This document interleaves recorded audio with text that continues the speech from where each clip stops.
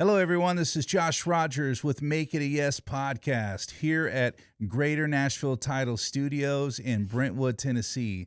Today, we have a special guest, real estate agent Hulk Chamsady, and he's been in town and bought a house. He's coming on the scene from law enforcement, and I'm so glad that you're in the office with us today, and I would love to have a great interview.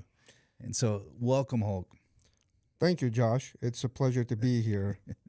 Awesome. Well, so you and I have been long time friends. I guess at least almost 5 years now.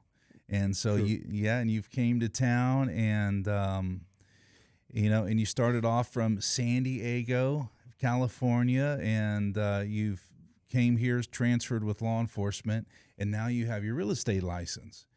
And so I've known you've done some real estate investing and things like that in town with your own properties, and now you're out there helping clients, achieve the American dream, right? That is true. I mean, I'm very well blessed for everything I've done. I've met a lot of great people from the time my parents immigrated to United States. That's right. And I pretty much grew up in California, so to speak, with zero English language, and things got really improved with all the support that I had from great friends. Right. Awesome. Yeah. How old were you when you transferred over here, or you immigrated? I was about 10, 11 years old. Okay. Okay. So no English at 10, 11, and that must have been a little bit of a challenge, right? It definitely was a challenge because I couldn't communicate. Culture was different. So started school in 6th grade. Yeah. It was very challenging. I remember you telling me about your uncle and how your uncle would come over and kind of give you the inside scoop of what certain words meant, and how to deal with kids and how to grow up. Yeah, definitely. America. My dad had a great friend, Okay. Andy, and when my dad and Andy reconnected, and Andy was basically like an uncle to me. Right. I used to call him Uncle Andy all the time. Okay. And he was a correctional officer with the Donovan State Prison, working for the state of California. Okay. And so before he would go onto his night shift, he would stop by our house and help us out with our homework assignments, tuck us into bed before he'd go to work. So kind of was like a second father, uncle type thing. Very blessed to have him. Wow, that was amazing. I mean, that's a lot of commitment that he put through to you guys, Yeah, absolutely. He really cared. He really mentored us to make sure that we succeed in school, and he would teach us, about how to expect and how to communicate with different type of people. And he would teach us, to communicate with elderly differently versus someone our age. Right. So, okay. Yeah. very inspiring. Awesome. Yeah. From yes, sir to hey, dude, right? Definitely. Yes, absolutely. Amazing. Okay. So American culture I know is quite unique in some instances, right? And how we give respect to older people and younger people, and in different environments, right? And all the slang words that you had to learn, that I imagine that was a little bit of a. It definitely was. And what made it really difficult learning the English language, there's a lot of times, you would write something, has extra letters in it, and those letters tends to be silent, or you don't pronounce them. And I Right. remember one particular word, knowledge. I always wonder, why is there a D in there? Okay. Yeah. Or why is there a K in front of an N when Right. it doesn't get pronounced? So things like that kind of made the language a little bit difficult to learn, but eventually I think we did pretty good with it. Yeah. You're doing great. It's just amazing, because you think about it. If you really think about it, how many languages do you know now? I speak 2 fluently. Okay. Kurdish, I'm very fluent in it, Okay. in speaking, writing, reading. Of course, English now. Okay. I can definitely get by, get my point across, have short conversations in Spanish, Oh, really? Okay. and I can read and write Arabic. I understand some of it, but I'm Holy not cow. fluent in Arabic. So Okay. I'm hoping that someday I become fluent So in that's pretty Arabic. much 4 languages. That's pretty strong. Kind That's of pretty almost, strong. yes. Yeah, definitely. Yeah, the Spanish thing, I guess you would need that, especially coming from the law enforcement in San Diego. And then on top of it, Nashville, we still have a lot of Spanish people here. Absolutely. I feel like I was more fluent in Spanish when I was in San Diego Right. because it was a larger Hispanic populations, and you would kind of more like interact with them. Right. But since I moved out to Tennessee, I haven't used Spanish that much unless I use it during my law enforcement Okay. work, which if I Sure. need to Yeah. use it, I kind of tend to think about what I gotta say, but I'm able to get my point across. Yeah. So less practice. You would get a lot more practice in San Diego versus here. Oh yeah, Yeah. Big absolutely. time. Yeah. Awesome. Well, so I'm assuming Andy, your Uncle Andy, if we call him that, he kind of got you in the law enforcement kind of thing. He did. I always wondered, and my dad being a prior military for Okay. for Iraqi military. Okay. Wow. Okay. So I know that at some point I had, that itch of serving, Sure. and I saw my dad, and then Andy, and then when I was right in college, I came across a San Diego police homicide detective. Oh wow. Okay. Jim Stewart, and I asked him that how I wanted to obtain a career in fire service, and he asked me, "You can do better." Ah. Okay. And I was like, "What do you mean?" So he used an analogy. He's like, "Okay, let's talk about superheroes. Right. You know, um, Superman versus Batman kind of thing." Sure. And he's like, "We'll call the fire service or firefighters Superman because they sit around and wait for things to happen, Right. where, law enforcement is more like of a Batman type thing. So you go out there, you fight crime, you fight crime. You're basically kind of doing your own hunting instead of somebody asking you, okay, yeah, here's a problem, go fix it." Sure. Yeah. And to me, in some instances, you're probably preventing crime just being in the area. Yeah. It's pretty amazing what law enforcement, how everyone kind of changes when there's a police officer around. They kind of give reverence, and then also, oh, well, I better not speed here. I better, all those different things. I've noticed that when I first got into law enforcement, I noticed a lot more violation when I was in my personal car Oh yeah. versus when I was actually in Right. my police cruiser. Sure. And one day I asked my training officer, I'm like, how come I don't see the type of the violations or, people doing things wrong when I'm at work in our police cruiser versus when I'm driving home? He's like, you're forgetting one thing. I was like, what is that? He's like, you're driving a billboard that says, don't mess up around me. Right. He's like, so of Yeah. course you're not going to I'll see give you a people, ticket or take you to jail. doing type of the problems Right. versus you seeing them when you're driving your personal car. Awesome. Well, I know that you did really good with your real estate in San Diego that allowed you to bring a lot of money here to Tennessee, and so I know that you had a lot of equity and some cash, those things when you got to town, and then you've done a 1-2 step, and now you're in the bigger house in the Franklin community, right? And so along with your law enforcement, you're always working, you're always doing the law enforcement, and then you're doing the side jobs on top of, how to do loan officer work. You are a loan officer as well as a real estate agent, but now you're switching your focus towards real estate agent and realty, and so that you can help more people. And I think that with you knowing the Kurdish language and this being one of the number one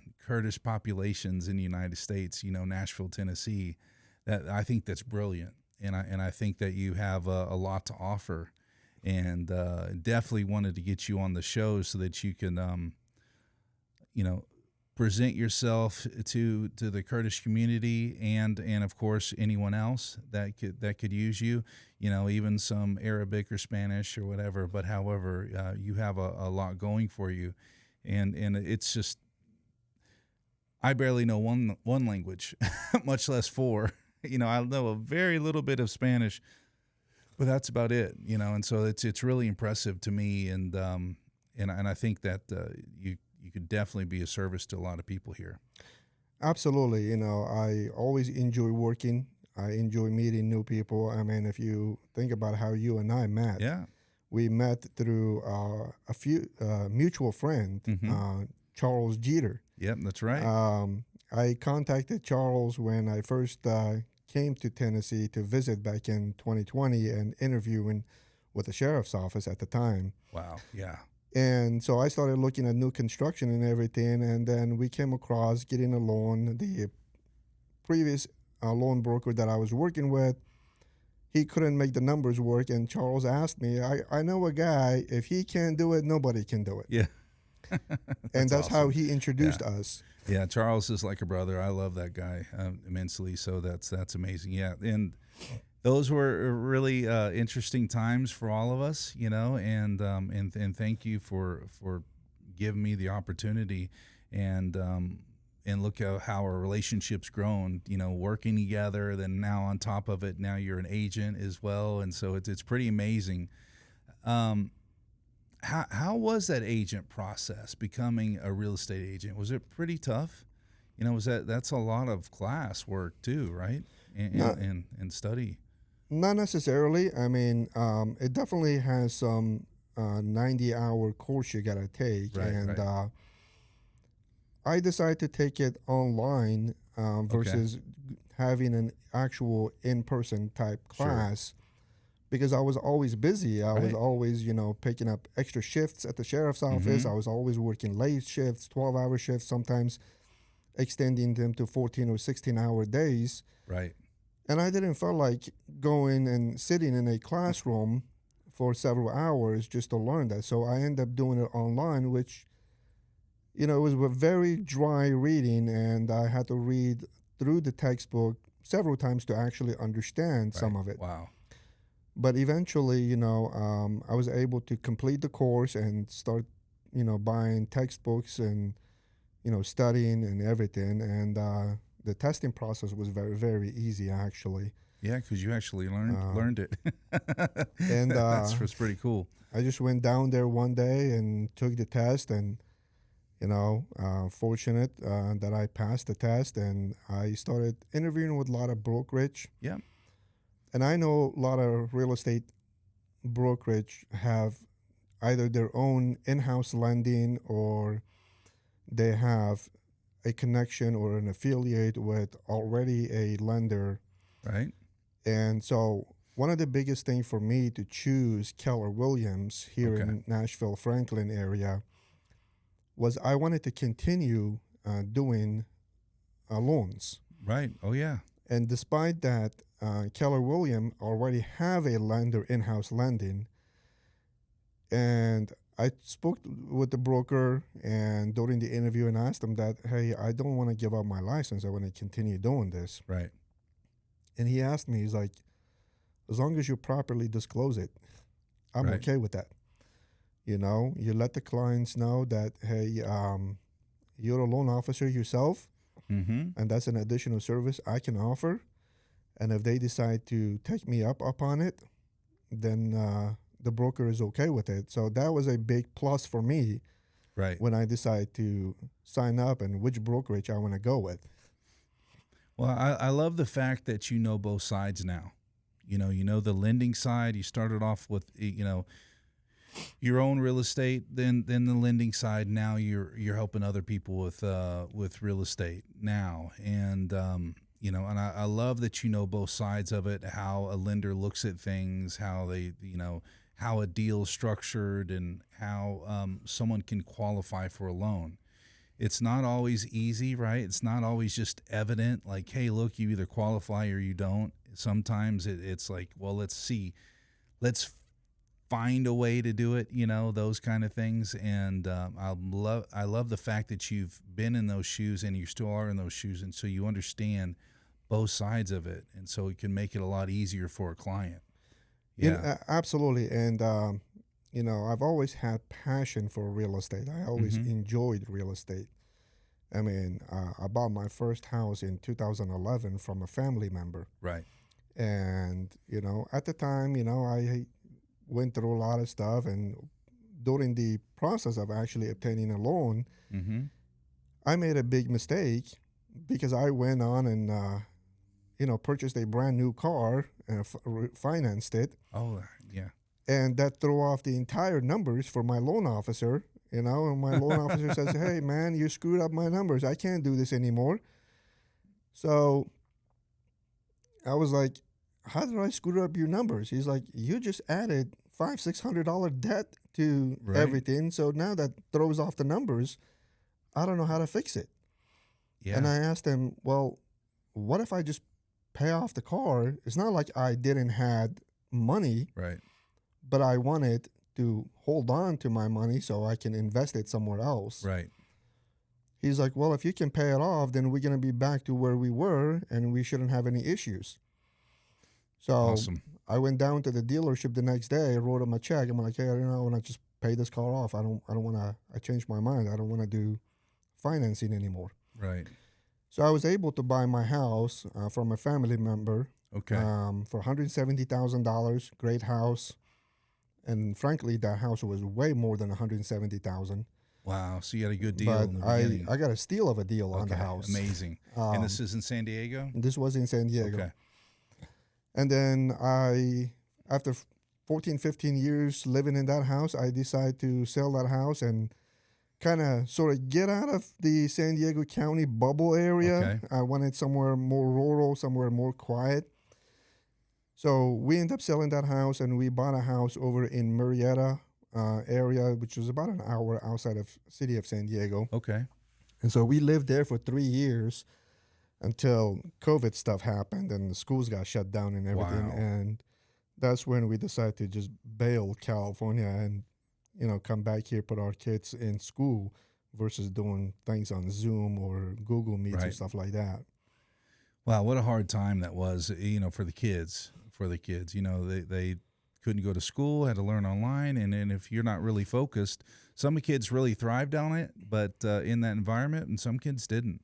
And so that's pretty, it's interesting that, you're like, hey, look, this is not for us. We need to figure this out. Absolutely. And it was very difficult for my children Okay. because I noticed when they were meeting with their teacher on Zoom or Google Meet, I know they were not paying attention. Yeah. Okay.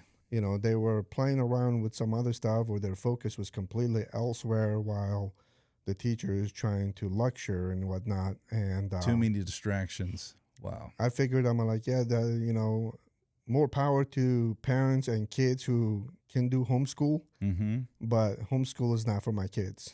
My kids needs to be in the actual classroom setting. Sure. And so we moved out here. They started attending school right after spring break because by the Okay. time when we moved out here, the school was actually out on a spring break. Okay. So they went to school in person during or after spring break of 2021. Wow. Okay. And so they were very thrilled, very happy. I've never seen a kid actually being happy to go to school. Right. Yeah. Once you take it away, you're like, hey, wait. I actually enjoyed that, Yeah. versus just staying home and being bored. And so tell me about your family. So I know you're married and I know you have children. And so tell us a little more about that. So I came from a big family. Okay. I have 8 siblings, 8 siblings. Wow. 6 sisters and 2 brothers. Okay. Majority of them still lives in California. One of my sister, she moved back to Iraq with her husband. Okay. But I have the other 5 sisters in San Diego and my 2 brothers. But my parents are deceased now. Okay. Yeah. I lost sorry. my dad in December of 2018, Okay. and I lost my mom in September of 2023. Oh, wow. Yeah. So miss them dearly. You know, I probably wasn't the best kid ever because I know I gave them a lot of scare, a lot of grief. I was Well, you always turned one out of those all people right that now. Yeah. I was always one of those people that wanted to explore, that wanted to do more. Okay. You know, so I would go out and do things, and you know, parents, they always not approve of what their kid does. So Sure. Yeah. Like, hey, where were you? definitely, Yeah. So there was 9 of you total. it was 9 of us total. Wow. Amazing. Holy cow. 9. But I've been Crazy. married to my wife for about 17 years now. We Okay. got married, actually, it might be a little more than that. We got married in July of 2007. Okay. Amazing. And I have 4 kids, 3 girls and 1 boy. Yeah. So that's like 20 years almost now. Yeah. My 2 oldest kids, my son is a high school freshman and my daughter is a high school sophomore. Okay. I have a 7th grader, and my youngest, she's a 2nd grader. Okay. So Awesome. So you got a child in elementary, middle school, and high school. correct. And is this all in the Williamson County area? It is. Before we moved out to Tennessee, my wife's aunt, who lives in Antioch area, Okay. and I spoke with her cousins, and I was like, okay, guys, I need your input. Where is the best place to be? You know, Yeah. in Yeah. Tennessee, Especially for schools, right? you know, because ultimately we were moving out here for schools. Right. Okay. And my wife's cousin is like, if you're going to move out to Tennessee, try to figure out how to live in Williamson County. Okay. Amazing. And That's he's great like, advice, Williamson yeah. County is not cheap, but if anybody can make it work, you can. Right. Okay. And so I really started doing my research in Williamson County and Williamson County schools. So initially, when we moved out here, my kids went to Franklin Special School District. Okay. Then when we bought the house on the other side of Franklin, well, Okay. we're now considered outside of the city of Franklin jurisdiction. Okay. And so we had to transfer the kids to the county school districts versus Okay. Franklin Awesome. Special. Awesome. Yeah, that's amazing. You know, coming from California, and you know, that was great advice because, you know, a lot of people use private schools here as well. You know, the private school industry is bigger here now than in some other cities because of the county schools. And, you know, Williamson County has been one of the best or the best in the state for I would imagine, a long time. And so that was very intuitive. And I'm glad that you asked those questions, you know, because it definitely helps out. And, you know, with your kids, where they're learning top-notch skills and, you know, and getting it, being in a good community, right? Honestly, that is true because I compared the Williamson County schools as in a public school sector Mm-hmm. and compared them to private schools in California. Okay. They were equal, if not better. Really? So when we came out here, my kids are in public schools in Williamson County. Public schools are very equivalent, almost like the same Okay. to the private school here in Tennessee. Now, there's difference in different private schools, but Sure. for most part, I think the benefit to a private school is probably more one-on-one time with the teacher. Okay. And my son, who is on the autism spectrum disorder, Okay. he's a smart kid. If anything he knows about technology, he'll figure things out. So sometimes I call him Elon Musk Jr. Yeah. because right. he's got to do something when it comes to technology. Right. Nice. Um, You're like, hey, help me work my phone here. oh, I got a fantastic story on that one. So one day my wife, she gives me her phone. She's like, hey, how do you turn off this voiceover kind of thing? Okay. So I'm playing around with it and everything, and I can't figure it out. Oh, wow. Okay. You know, I'm trying to get into the setting to shut it off or turn it off. But every time I'm trying to get into the setting, that voiceover is coming on, and I'm like lost in the water here. Right. So I tell my son, I don't know what he did to it. He gets into the setting, shuts it off. I was like, well, how did you do that? Because I spent 45 minutes on figuring that out. Yeah. You know, I couldn't figure it out. And he looks at me and he says, that's an ID10T issue. Okay. I'm like, so now mind you, I had to really think about ID10T. Oh, really? I just thought it was some code. Okay. And I'm like, okay. And I was like, did you just call me an idiot? He's like, no. Oh. Wow. You know, but that he's that smart of a kid when it comes to technology. Amazing. But, you know, I'm very blessed with everybody around me. Nice. Friends, mentors, Mm-hmm. colleagues at work. You know, I've learned a lot. And when you have a passion for something, you Right. know, you tend to dive deeper into it. You want to do more. And that's how I was from the time I got out of college. I had passion to serve, so I started doing 3 years of volunteer firefighting. Okay. I had one hell of a time. You Yeah. know, Did you like it? I enjoyed it. I was single, Okay. so I didn't care if I would go away for a long period of time, Okay. as long as I would tell my parents or my siblings where I was at, Right. and I was okay with it. So Nice. I ended up working the California wildfires, the 2003 Cedar Fire, Holy cow. and then I ended up working the 2007 fires, Okay. which I was in the area of the Harris Fire, which eventually those fires ended up merging with other ones and became a big mess, you know. And we were on the fire line for about 14 days at a time Holy cow. Okay. with little to no sleep. Wow.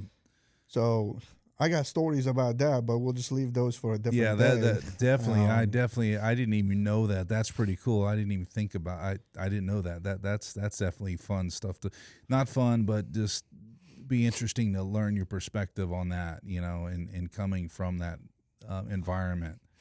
Definitely was something I really enjoyed, you know. So Sure. I ended up taking classes about fire service Okay. when I was in college. So, and then some of those classes you had to pay extra fee to get a certification from the California State Fire Marshal's office. Okay.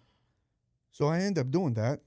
And so right now I hold certifications in fire management, fire investigation, fire prevention, fire command, Okay. you know. So I got those certifications that I like to have. And it was one of those classes I enjoyed. And Nice. we did some practical stuff on that, which was really cool. Okay. You know, you kind of see firsthand what firefighters do, what their training really looks like. So before doing all that, I probably would have agreed with Jim Stewart, my homicide detective mentor, Yeah. that firefighters are basically just sitting around and doing nothing. Yeah. Until But you actually did it. when I actually did it, it was a complete different thing, because while they may have some downtime Mm-hmm. and they might be at the station, but that is not really a downtime, because that's the downtime that they practice with the tools that they carry on the Right. fire apparatus. They get more familiar with using those tools, how to use those tools, maintain those tools. Some of them study, they go back to their, training, Okay. the fire service sector, policies, or, firefighters probably can understand the 10s and 18s when it comes to wildland fires. Okay. There's 10s, I think, right, at least back then, there were like 18 different ways that something happened that caused a firefighter their life. Okay. Wow. Okay. And there were 10 different ways at the time, and something happened that somebody got seriously injured or hurt Sure. or killed.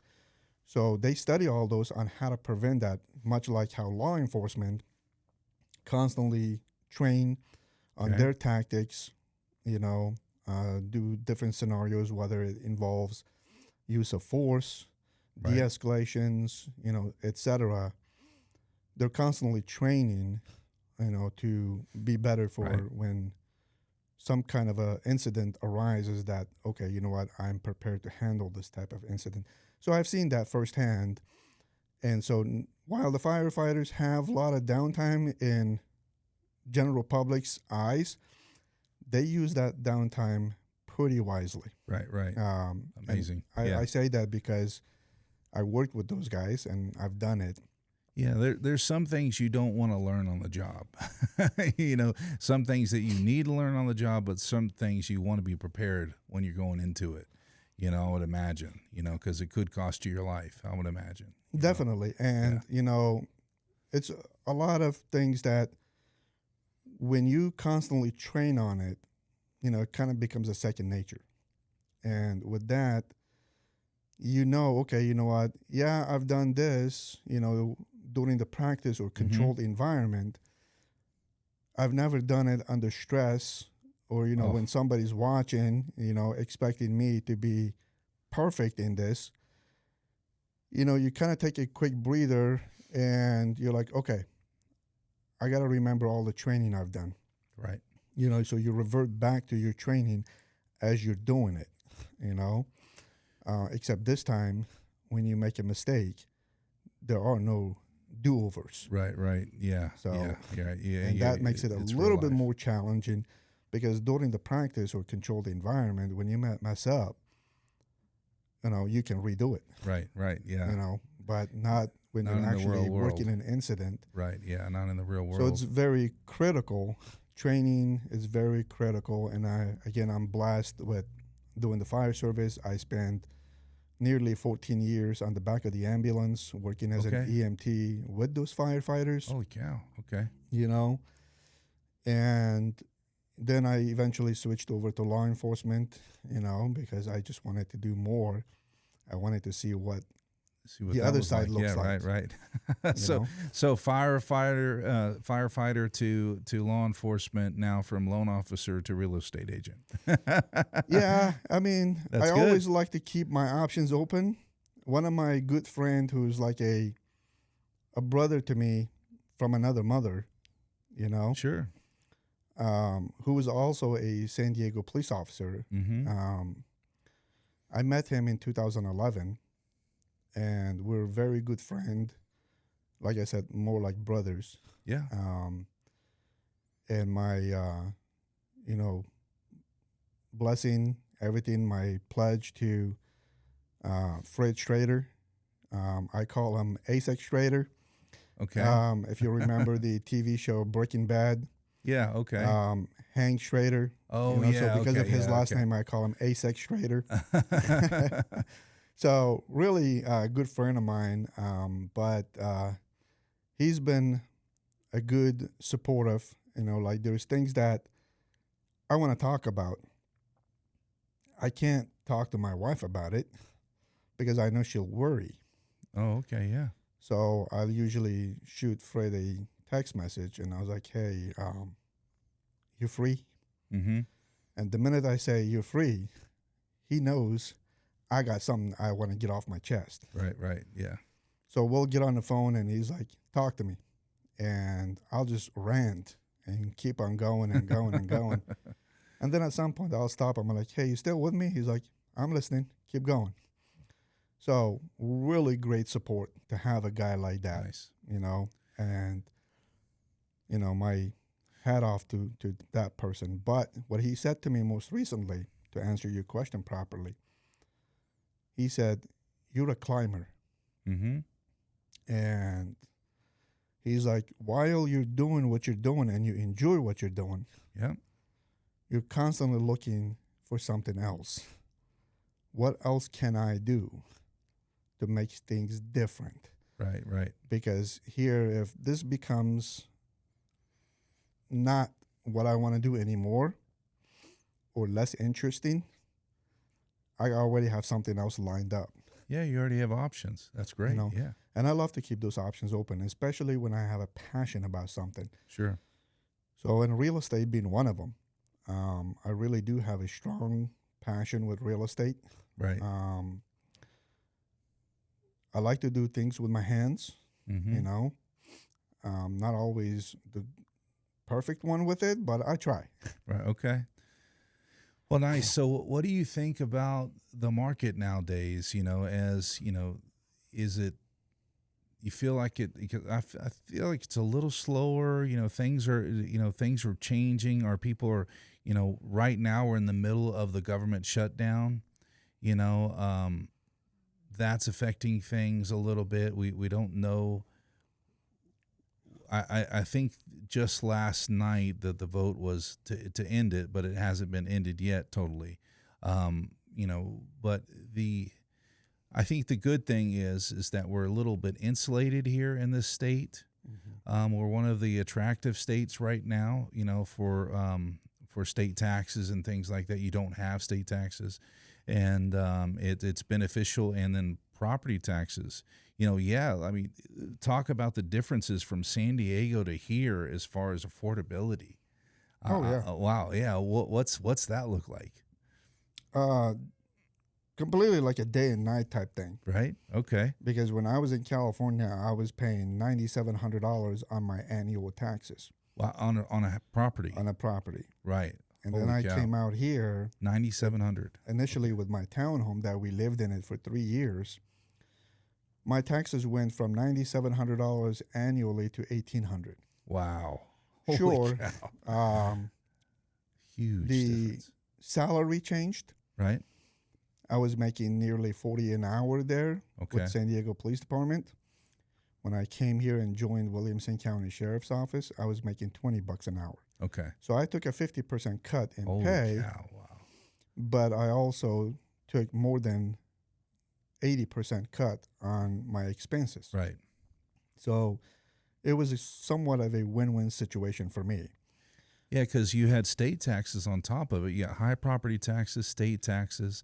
I was talking to someone yesterday from California, an attorney, and he says there's so many things that the gas prices, toll roads, all these things that just keep adding up, right? That they keep adding on to you. Definitely. I mean, California has always been one of the most expensive state Right. Okay. because of its weather mainly. Oh, yeah.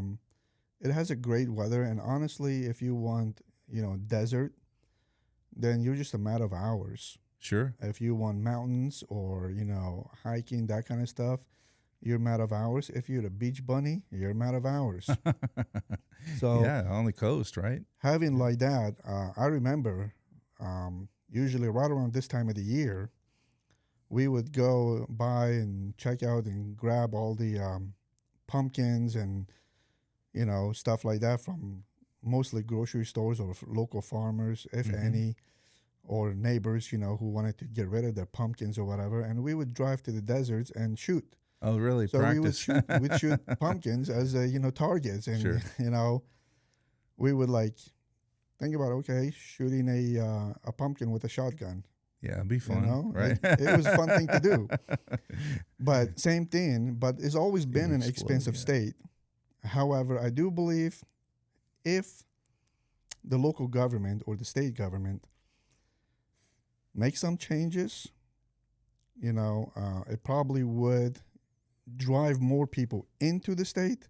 Right. Versus right now, a lot of people are leaving the state because of the high cost of living. Right.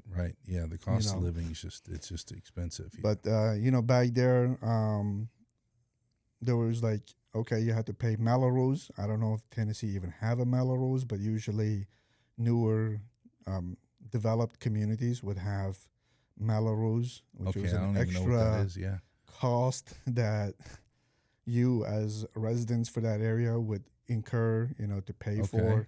for all that construction that was done. And they don't have that in Tennessee, so that's a plus. Really? Yeah. So you have the federal income tax. That's the same, right? So, but you have the property taxes. Property taxes, insurance has gone up lately, and so that has changed affordability. Those two things, on top of interest rates, on top of prices, those two things have gone up. Even in Tennessee, But I just imagine that, in California, the affordability just keeps getting tighter with all the extra taxes, and things that we don't have here.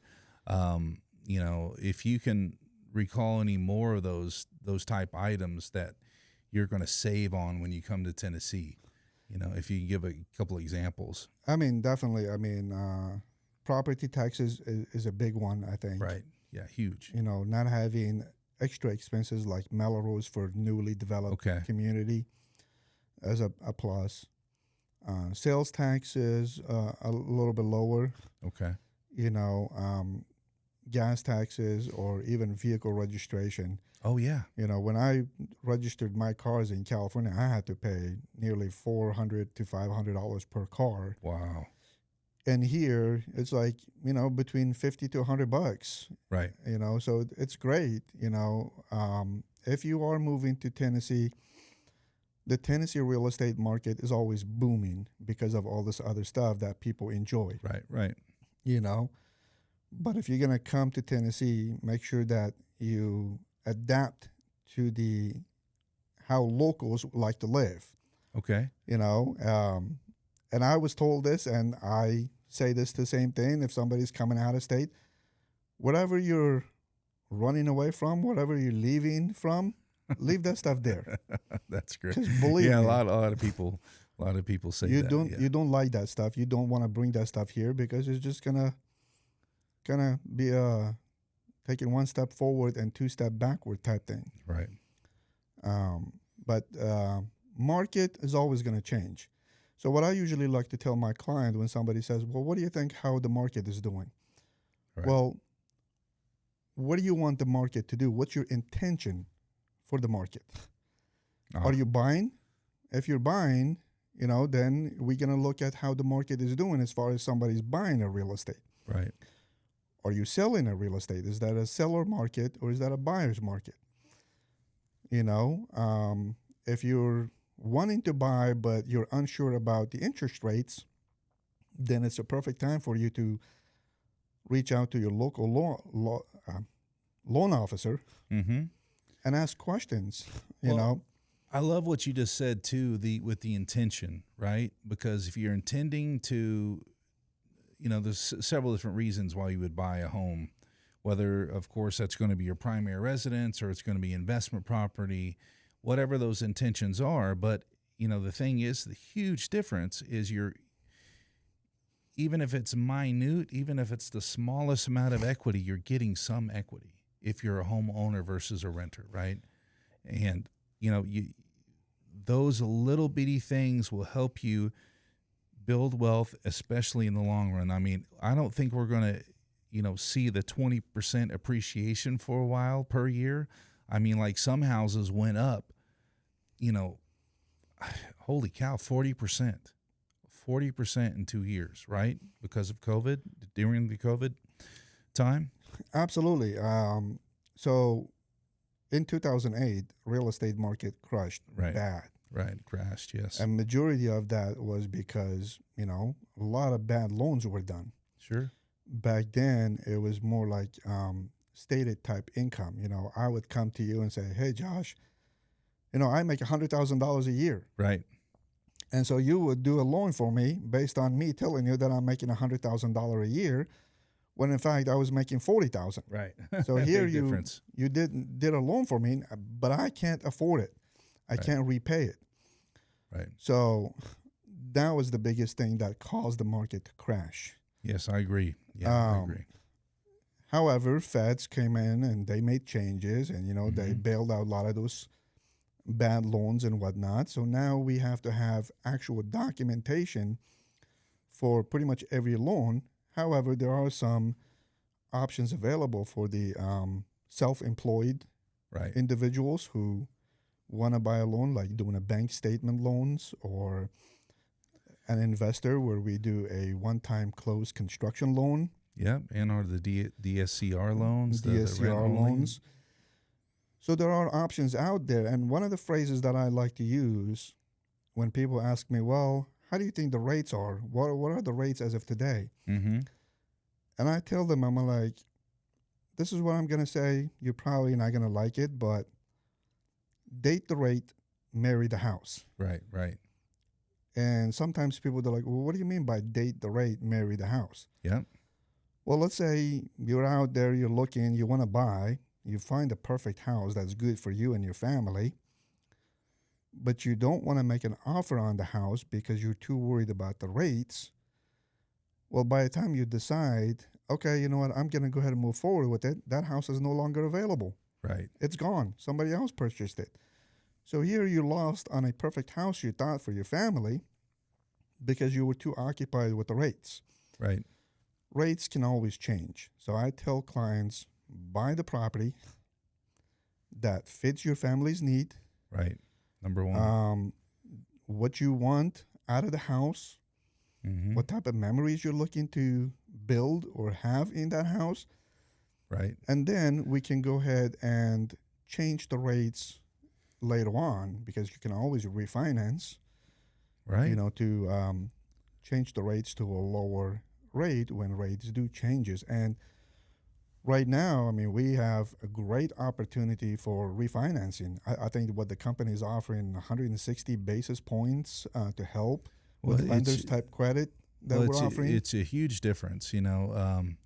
But you as the real estate agent, you know, it's a fate. That's a great point. You know, that's a great point as far as communicating to someone, hey, look, we've been in a steady, or not, you know, totally steady, but it's real estate hasn't gone backwards since the crash. Correct. Okay.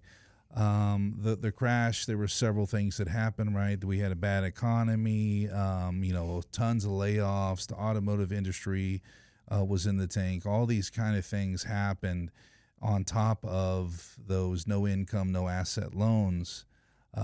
Just based on a credit score, you could get a loan, you know, and that was definitely a recipe for disaster, right? And so, and so the people, it costs the market dearly because of, you know, hey, look, there was no end in sight. Everything's appreciating, you know, and so there was all this deregulation on finances, money, and so that helped, you know, fuel the fire of inflated values and things like that, you know. And so I think that You're right on the money on that, Josh, because, you know, back in 2020 or 2021, you know, the interest rates were down in the low 2%, 3%. Right, yeah. It'll never go that low. Yeah. At least not Well, for any. That was a pandemic. You know, not any for any most, you know, short future. Right. We're just not going to see that happening. So if any client, if any consumer wanting to purchase a home, my advice to them is don't wait until the rates drop down to 4% or 3%. You know, there's loans out there where you can get those type of loans, but the rates are not going to go that low, right? At least not for any.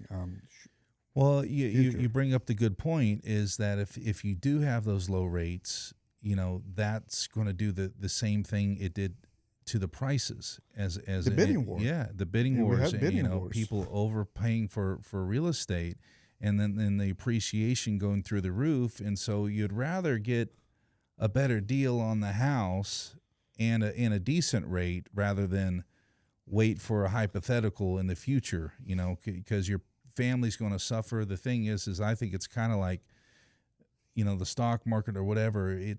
The sooner you invest, the better. Absolutely. And you look at it is because that's why I love to use date the rate, marry the house right. phrase. You know, find a house you like, and then you'll be qualifying for a good rate. And then you can always change the rate down on the road. Yeah. I was talking to this this client, and they said that, they eventually want to sell. And I asked them if, you know, they're open for a quick meeting where I can show them why I'm different, you know, than most agents. And one of the most interesting things he said to me, he's like, why should I hire you? Right. And I asked him, That's a good question. let me ask you this. What are you looking for in a real estate agent? What are your criteria that you want from a real estate agent? Mm-hmm. Because I can tell you what I can bring to the table, what I can do for you, what I can guarantee, but I can't speak on behalf of other agents. So that's where I'd like to, tell every consumer, when you're looking to hire an agent, what are you looking for in an agent? Are you looking for somebody who can do a quick sale? Are you looking for somebody who can get you the top dollar for your property? What are you looking for in an agent? And it's very critical for you to interview more than one agent, and see who can is a better fit to your interests. Right. Yeah, and I think a lot of it's chemistry, but also the knowledge and how they're going to market if you're going to be listing your property, all those kind of questions, and I think you're right. What's most important to you as a client? What do you really want? What are you looking for? And that's different for everybody. Yes. That's different for everybody. Absolutely. So thank you so much for being here today. I know that your time's limited. So if people want to find you, how do they find you? Well, you can always reach me on my cell phone number. You can call the Keller Williams Franklin Nashville Franklin office. Okay. The phone number is what's your cell number? My cell number is 615-955-2550. You can call me, text me at any time. I'm always open. I'm always working. Nice. And you can also reach me on my email address, which is going to be my first initial, Okay. Chamsaidi. That's CHAM as in Mary, S as in Sam, AYID as in David, I at KW.com. KW being for Keller Williams. Okay. You can reach me that way as well. All right. Or awesome. you can find me on Facebook, Okay. which is right now it's under Code 3, Real Estate and Mortgage. Eventually, we'll be changing the name to Hawks Real Estate and Mortgage Okay. Team. You can find me there, and we're slowly but surely expanding our social media footprint. Nice. Yeah, and this is a good way to start. It's a good way to get you some more social media presence. And I'm so grateful that you're here on the podcast with us, and so that people can learn more about you, and you can add to the podcast, and we can and offer you some form of content. Give you some multiple things of content back to you for being on the podcast.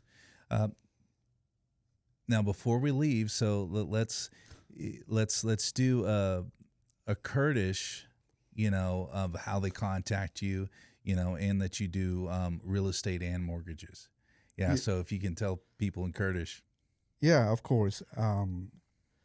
گلی خوشکو براین عزیز هر تشتکی هین بداخاز بکن کو بو کرینو فرودنا خانیا آنجی هکتا لونک ببیتن بو کرینو خانیا تو چه تلفن منا موبایل بکی رقم 619 چارک 5508 آنجیک رقم 615 نه 55 دو 550 آنجی ایمیل ابو مفرکی ایمیل من جی hchamsaidi at kw.com. Okay, awesome. Do just a real estate one, just only real estate, Kurdish. Yes, we just did that. Okay, and was that the loan too, or do you want to do one for loans now?